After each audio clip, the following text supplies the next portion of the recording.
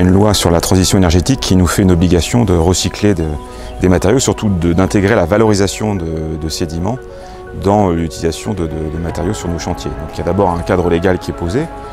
Pour autant, la MEL n'a pas attendu qu'il y ait un cadre légal qui soit posé pour déjà recycler et valoriser ces sédiments.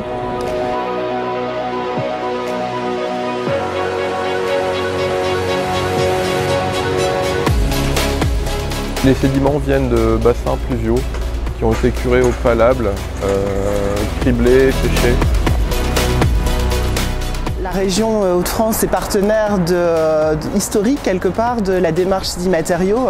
Et c'est dans ce cadre-là, bien entendu, que la région est accompagnatrice de projets. Les 4 phases de projet SEDIMEL sont toujours les phases classiques de SEDImatériaux parce qu'on reste dans ce cadre-là. Premier, c'est la caractérisation donc, chimique et minéralogique et mécanique des sédiments de la MEL. Deuxièmement, donc l'élaboration et optimisation de formulation au laboratoire. Nous avons travaillé sur les caractéristiques mécaniques, c'est-à-dire optimiser donc, le pourcentage. Par exemple, dans les hydrosiles, on est capable d'aller jusqu'à 10% des sédiments. Troisième étape est la réalisation des planches expérimentales avec nos collaborateurs NeoEco. Et enfin, la quatrième et dernière étape est la réalisation de 3 ouvrages. Donc 3 ouvrages sur la métropole de Lille.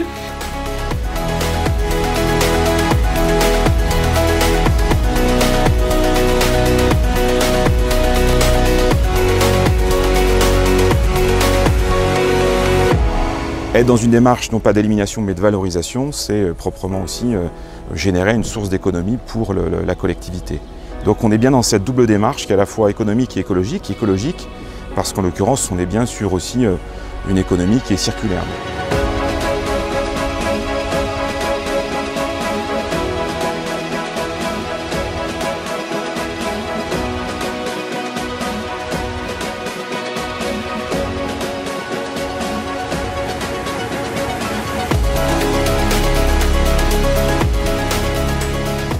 Le cadre des projets SEDImatériaux, c'est aussi de créer un cadre collaboratif entre les différents acteurs pour créer des filières économiques.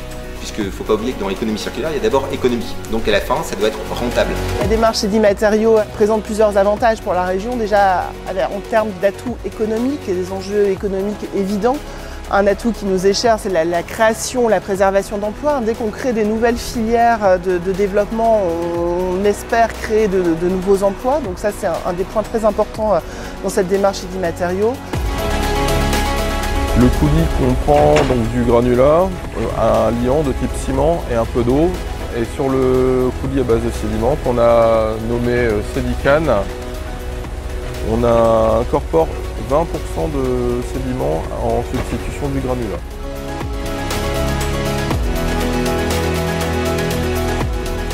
L'intérêt du coulis, c'est de limiter les largeurs de tranchées, donc les volumes de déblais mis en décharge, et après les volumes de remblais de matériaux d'apport sur l'ensemble de l'épaisseur de la tranchée.